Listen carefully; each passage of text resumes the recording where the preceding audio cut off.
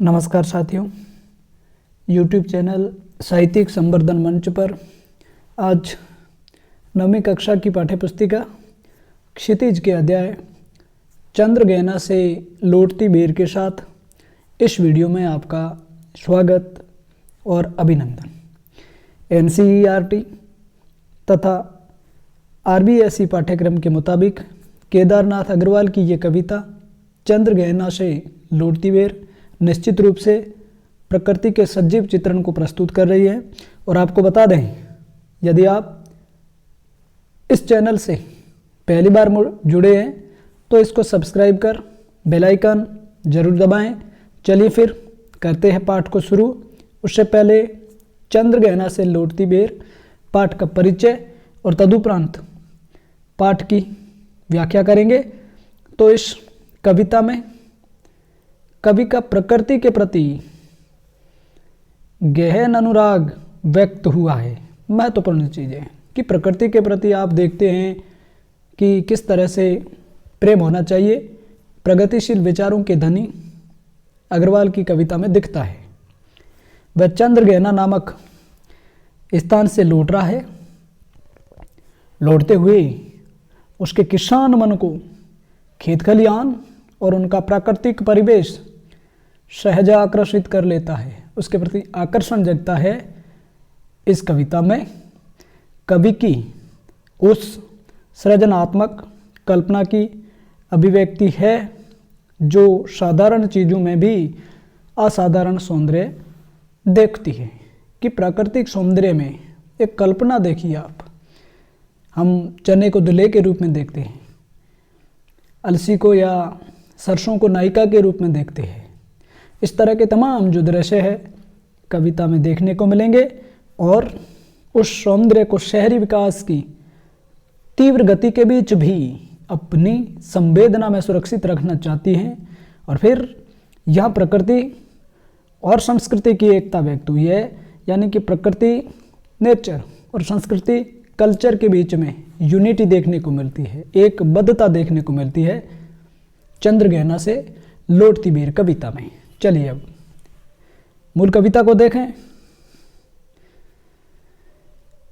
मूल कविता में चंद्रगहना से लौटती बेर में चंद्रगहना एक गांव का नाम है, जगह का नाम है। बेर का मतलब वक्त कहते हैं, बार कहते हैं, समय कहते हैं, दफा। इस तरह से बेर का अर्थ है कि कवि चंद्रगहना नामक गांव जाता है और फिर प्रकृति के प्रति किस प्रकार से चित्रण देखने को मिलता है, हम उस पर आज इस वीडियो में अध्ययन करेंगे। अब आप देखिए, ध्यान दें कि कवि कहते हैं, देख आया चंद्रगहना, देखता हूं दृश्य अब मैं। मेड़ पर इस खेत की बैठा अकेला, एक बीते के बराबर यह हरा ठिगना चना। फिर बांध मुरेठा शीश पर, छोटे गुलाबी फूल का सजकर खड़ा है। पास ही मिलकर उगी है, बीच में अलसी हठीली, देह की पतली कमर की है लचीली। नील फूले फूल को सिर पर चढ़ाकर और कर रही है, जो छुए यह दूं हृदय का दान उसको। अब इसका अर्थ देखिए पूरे पद का। देखिए कवि कह रहे हैं कि देख आया चंद्रगहना, देखता हूं दृश्य अब मैं। कवि कह रहे हैं कि मैं चंद्रगहना नामक गांव को देख करके आया हूं और उस दृश्य को देखता हूं, उस नज़ारे को देखता हूं, उस प्राकृतिक वातावरण को देखता हूं। क्या कि मेड़ पर इस खेत की बैठ अकेला, जिस जगह से गुजरते हैं उस खेत की मेड़, मेड़ मतलब जो समतल भूमि होती है, उसके पाल पर या उसके किनारे पर जो रेत का थोड़ा सा ऊपर टीबा बनाया जाता है, जो सरफेस से या सतह से उठा हुआ होता है, जहाँ से पानी इधर से उधर नहीं जाता है। और चने की खेती में प्रायः ऐसा किया जाता है। और उस मेड़ पर कवि केदारनाथ अग्रवाल बैठ जाते हैं। फिर वहाँ देखते क्या है कि एक बीते के बराबर या हरा ठिगना चना, एक बीता कहते हैं आपके हाथ की छोटी अंगुली और अंगूठे के जो दूरी है उसके बराबर, जो एक छोटे कद का नाटे कद का चना है, वो उगा हुआ है, हरा है। बांध मुरेठा शीश पर, बांधे मुरेठा शीश पर। मुरेठा पगड़ी को कहते हैं, साफे को कहते हैं कि उन्होंने, ऐसा लग रहा है कि साफा बांध करके रखा है अपने सर पर, और छोटे गुलाबी फूल का, छोटे गुलाबी रंग का या गुलाबी फूल जो उस पर लगे हुए हैं, ऐसा प्रतीत होता है कि उन्होंने साफा बांध करके रखा है। ध्यान रहे छात्रों कि इस पूरी कविता में प्रकृति के जो तत्व है उसमें मानवीय आरोपण हुआ है।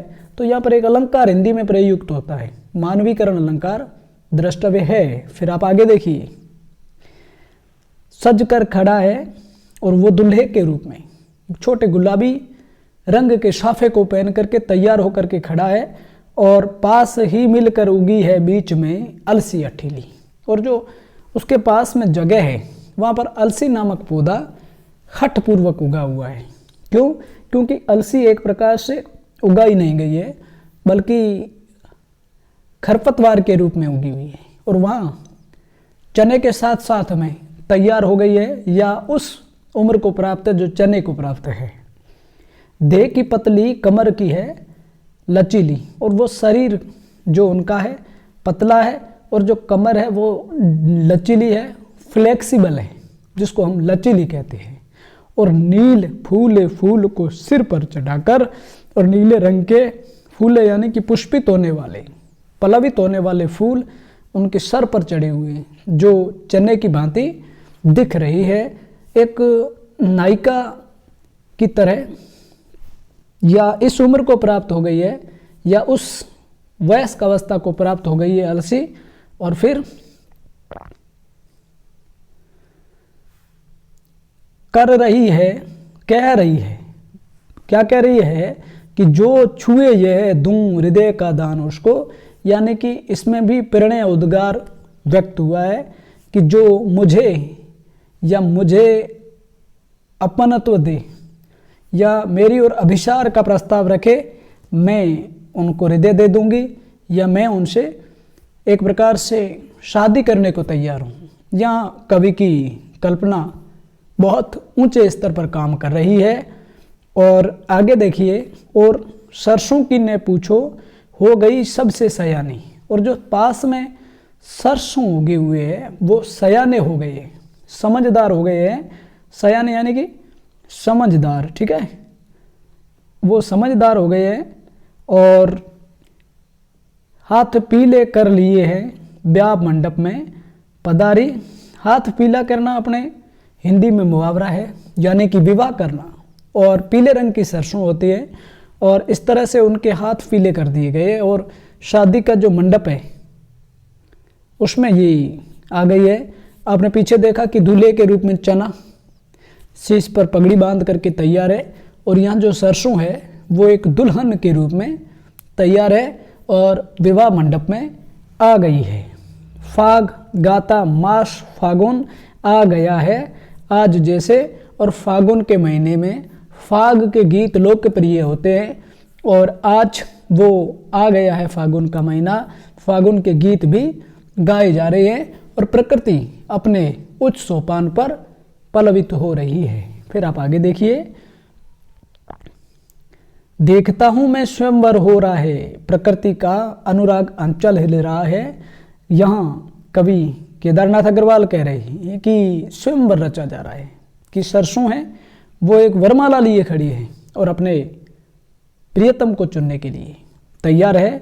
और प्रकृति का ये जो प्रेम, प्रकृति की गोद में पलने वाला ये प्राकृतिक प्रेम, ऐसा लग रहा है कि इस विजन में, विजन यानी कि यहाँ जन शून्य या निर्जन दूर व्यापारिक नगर से प्रेम की प्रिय भूमि उपजाऊ अधिक है। यहाँ देखिए कि व्यापारिक नगर का मतलब हम किसी काम विशेष में होते हैं, वहाँ पर स्वार्थ पलता है, व्यापार में स्वार्थ बढ़ता है। लेकिन यहाँ जो है प्रेम की प्रिय भूमि उपजाऊ अधिक है, कि यहाँ तो प्रेम की पराकाष्ठा है। प्रकृति के पेड़ पौधे, जीव जंतु, उनमें प्रकृति के साथ में कवि ने तादात्म्य स्थापित कर लिया है, सो उनको प्रेम दृष्टिगत हो रहा है, तभी तो वो चंद्रगहना की मेड़ पर या उस खेत की पाल पर बैठ जाते हैं। और फिर और पैरों के तले है एक पोखर, पोखर तालाब को कहेंगे, और जहाँ मेड़ पर बैठे हुए हैं कवि, वहाँ पर एक पोखर है, उठ रही इसमें लहरियाँ, और छोटा पोखर, उसमें पानी की लहर चल रही है। हवा के अंदाज से या हवा के रुख से पानी भी चल रहा है, ले रही। फिर आप देखिए नील तल में जो उगी है घास भूरी, नीला तल, पानी नीले रंग का दिखता है, और उसके तल में जो भूरी भूरी घास है ले रही, वह भी लहरियाँ, और उसके साथ साथ पानी की लहरों के साथ साथ उगने वाली भूरी घास लहर ले रही है।